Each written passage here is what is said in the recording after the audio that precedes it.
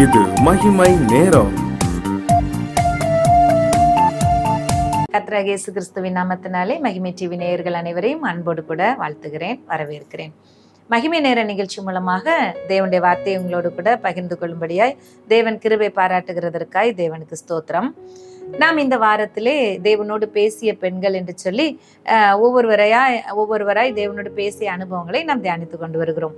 ஏவாள் தேவனோடு பேசினால், ஆகார் பேசினாங்க, சாராள் பேசினாங்க, ரெபெக்காள் பேசினாங்க. இந்த நாளிலே அன்னாள் எப்படி கர்த்தரோடு பேசினாங்க அப்படிங்கிறத நாம் தியானிக்கலாம். 1 சாமுவேலின் புஸ்தகம் 1ஆம் அதிகாரத்தை எடுத்து வைத்துக் கொள்ளுங்கள். 9 வரைக்கும் இதுல ஒரு சம்பவம் சொல்லப்பட்டிருக்கிறது. 1 சாமுவேல் 1ஆவது அதிகாரம் 9 முதல் 20 வசனங்கள் வரைக்கும் உள்ள சம்பவத்தை நீங்க வாசித்து பாருங்க. இதுல நமக்கு தெரியும், எல்கானா அப்படிங்கிற ஒரு மனுஷர் இருக்காரு. அவருக்கு ஒய்ஃப பேரு அன்னாள். அவங்களுக்கு குழந்தை இல்லை. அப்போ மனங்கசந்து மிகவும் அழுது கர்த்தரை நோக்கி விண்ணப்பம் பண்ணின அன்னாலே நம்ம பார்க்க முடியும் 10வது வசனத்துல. அந்த இடத்துல இந்த இடத்துல இவ ஆண்டவர்கிட்ட விண்ணப்பம் பண்றதும் ரொம்ப சத்தமா பண்ணல.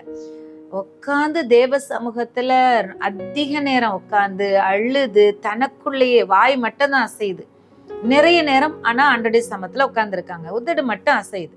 ஆனா விண்ணப்பம் பண்ணிக்கிட்டே இருக்காங்க. ரொம்ப நேரம், அதிக நேரம் விண்ணப்பம் பண்றாங்க, அழுது விண்ணப்பம் பண்றாங்க. அவருடைய சமூகத்துல, அவருடைய பிரசன்னத்துல உட்கார்ந்து இருந்து விண்ணப்பம் பண்ணிக்கிட்டே இருக்காங்க. இப்படி இருக்கும்போது இதுல கர்த்தர் டைரக்டா பேசி பதில் கொடுத்த மாதிரி தெரியல. ஆனா அவங்களுடைய அந்த அழுகையின் சத்தத்தை கேட்கிற கர்த்தரை நம்ம பார்க்க முடியும். இதுல அன்னாளுக்கு பதில் அளிக்கிற கர்த்தரை நம்ம பார்க்கலாம். எப்படி இவங்க சத்தமிட்டு பேசல, ஆண்டவரும் சத்தமிட்டு எதுவும் சொன்ன மாதிரி தெரியல.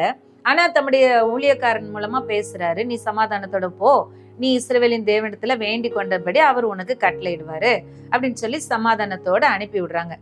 அப்ப இதுல ஆண்டவர் இவங்க கூட டைரக்டா கூப்பிட்டு எதுவும் பேசின மாதிரி தெரியல. இவளும் ஆண்டவர்கிட்ட சத்தமா கேட்டு எதுவும் பேசின மாதிரி தெரியல. ஆனா இவளுக்கும் ஆண்டவருக்கும் இந்த ஜெப அனுபவம் அதிக நேரம் போயிட்டே இருக்கு.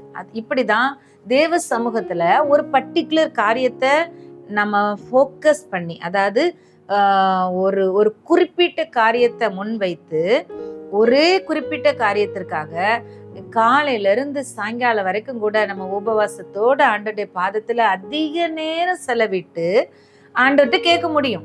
இப்படி கேட்கிற ஒரு அனுபவம் இருக்கு.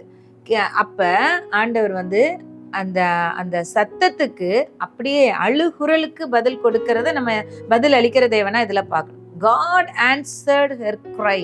அவளுடைய அழுகைக்கு கர்த்தர் பதில் கொடுத்தார். பாருங்களேன், இருதயத்தை ஊற்றுகிற ஒரு அனுபவம் இதுல இருக்கு. அவ ஆண்டவருடைய சமூகத்துல என் இருதயத்தெல்லாம் ஊற்றுறேன் அப்படின்னு சொல்லி ஊற்றி வெகு நேரமா உட்கார்ந்து இருதயத்துல உள்ளதெல்லாம் ஆண்டவருடைய சமூகத்துல சொல்லி 15வது வசனத்துல பாருங்க, நான் கர்த்தருடைய சந்நிதியில் என் இருதயத்தை ஊற்றி விட்டேன். நம்ம எங்க போய் நம்முடைய இருதயத்தை ஊற்றுறோம்? நம்ம கிட்ட யாராவது அன்பு காட்டிட்டாங்க, ஆசையா அன்பா என்னன்னு கேட்டுட்டாங்கன்னு சொன்னா அவங்ககிட்ட போய் இருதயத்தெல்லாம் ஊற்றிட்டு இருப்போம். அவங்க கேட்டுட்டு போய், ஓ இதான் உங்க கதையா, எனக்கு எல்லாம் தெரிஞ்சு போச்சு, நீங்க அப்படிப்பட்டவங்க தானே இப்படிப்பட்டவங்க தானேன்னு வேணா பேசுவாங்க. இன்னும் சிலர் என்ன யாராவது வரமாட்டாங்களா, நம்ம இருதயத்துல உள்ளலாம் கொட்டி தீத்தா நமக்கு கொஞ்சம் அப்படியே மனசு அமைதி ஆகாதா அப்படின்னு சொல்லி தேடுறது உண்டு. ஆனா இந்த இடத்துல நமக்கு முன்மாதிரியாக சொல்லி தரப்பட்டிருக்கிற, கற்றுக் கொடுக்கப்பட்டிருக்கிற விஷயம், தேவ சமூகத்துல போய் இருதயத்தை ஊற்றிடணும், அவ்வளவுதான். அவங்க போய் அண்ணால் அப்படி தேவ சமூகத்துல இதயத்தை ஊற்றின விஷயத்த கர்த்தர் மதிக்கிறார். ஒருவேளை ரொம்ப நேரம் அப்படியே உட்கார்ந்து இருக்கிறத பார்க்கும்போது, ஒருவேளை நம்ம ரொம்ப நேரம் ஆண்டவருடைய சமூகத்துல அமர்ந்து ஜெபிக்கிறத யாராவது பார்த்துட்டு இருந்தாங்கன்னா, என்ன இவங்க இவ்வளவு நேரம் பண்ணிட்டு இருக்காங்க, ஏப்பா இவ்வளவு நேரம் பண்ணாதான் ஜெபம் கேட்கப்படுமா அப்படின்னு கூட அலட்சியப்படுத்தப்படலாம். ஒருவேளை அலட்சியமா நம்ம பார்க்கப்படலாம், பேசப்படலாம், இருக்கலாம். ஆனா கர்த்தர் அதை அலட்சியப்படுத்துகிறவர் இல்ல. அவர் அதை மதிக்கிறார், அதை அவர் ஹானர் பண்றார். இருதயம் அவரோட சஞ்சரிக்கிறது, இருதயத்துல உள்ளதெல்லாம் அவர்கிட்ட அப்படியே டிரான்ஸ்பர் ஆகுது. இங்க இருந்து எல்லாம் அப்படியே பரிமாற்றம். இருதயத்தில் உள்ள கவலையெல்லாம் கர்த்தருடைய சந்நிதிக்கு போகுது, கர்த்தருடைய சந்நிதியில இருந்து சமாதானம் அப்படியே அவளுடைய இருதயத்துக்குள்ள வருது. ஏன்னா வசனம் சொல்லுது அப்புறம் அவள் துக்கமுகமா இருக்கவில்லை அப்படின்னு. அப்ப முகம் எப்ப துக்கமா இருக்கும்? இருதயத்தின் நிறைவு எப்படி இருக்கோ அப்படித்தானே அகத்தின் அழகு தானே முகத்துல தெரியும்னு சொல்லுவோம். அப்ப இருதயம் ஃபுல்லா துக்கமா இருந்தா தானே முகம் துக்க முகமா இருக்கும். இவ இருதயத்தை எல்லாம் ஊற்றிட்டாளா, அப்புறம் அவள் துக்க முகமா இருக்கல அப்படின்னு சொன்னா அவ இருதயத்துல எந்த கவலையும் வச்சுக்கிடல அப்படிங்கிறது அர்த்தம். அப்ப இந்த விஷயத்த கர்த்தர் கனம் பண்றார். எதை கனம் பண்றார்? இருதயத்துல உள்ள கவலையெல்லாம் அவர் மேல வச்சுட்டு, கவலையே இல்லாத ஒரு இருதயமா நம்ம இருதயத்தை வச்சுக்கிறோம் பாத்தீங்களா? கர்த்தர் மேல் உன் பாரத்தை வைத்து விடுன்னு இருக்கு. அப்ப கர்த்தர் மேல பாரத்தை எல்லாம் வச்சுட்டு அமைதலா அப்படியே அமைதலா இருதயம் தெளிந்த தண்ணீர் போல அமைதி ஆயிட்டா, இத கர்த்தர் கனம் பண்றார். பாருங்க, இந்த அதிக நேரம் ஜெபிக்கிறதுங்கிறது அதிக நேரம் ஜெபம் பண்ணாதான் ஆண்டவர் கேட்பாரா அப்படிங்கிற கேள்வி இல்ல. அதிக நேரம் ஆண்டவருடைய சமூகத்துல இருக்க இருக்க இருக்க இருதயத்துல உள்ள பாரம்லாம் அவர் மேல போயிட்டு அவர் கொடுக்கிற சமாதானம் இருதயத்தை நிரப்புது. அந்த ஒரு பரிமாற்றம் நடக்குது பாத்தீங்களா? அதுக்குதான் அந்த அதிக நேரம் எடுக்குது. அந்த நேரத்தை கர்த்தர் கனம் பண்றார். கனம் பண்ணி அவளுக்கு டைரக்ட் ஆன்சர், உடனே ஆன்சர். சில நாள் அப்படின்னு தான் போட்டிருக்கு பைபிள்ல. அதுக்கப்புறம் சில மாதம் கழிச்சு சில வருஷம் கழிச்சு அண்ணாளுக்கு ஒரு குழந்தை வந்துச்சு அப்படிங்கிறது போடல. சில நாட்கள்லயே அவளுக்கு அந்த குழந்தை உருவானது அவ வேதம் நமக்கு சொல்லுது. அப்ப பாருங்க, எவ்வளவு இம்மீடியட்டா, எவ்வளவு சீக்கிரமா ஆண்டவர் அந்த அவளுடைய அழுகுரலுக்கு, அவளுடைய இருதய குரலுக்கு, இது இருதய குரல்.